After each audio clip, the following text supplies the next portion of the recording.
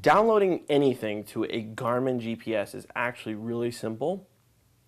All you need is a USB cable to connect to your computer or laptop, and then a mini USB connection for the backside of your Garmin GPS, or you may have a different connection depending on which GPS unit you have purchased. On the back of this Garmin Nuvi 2595 LMT, we happen to have a mini USB jack, so my computer cable would plug right into the USB jack, and then I would take my other USB end, connect it directly to my laptop or computer, and then a little monitor would pop up here on the screen that would show that it's connected to the computer,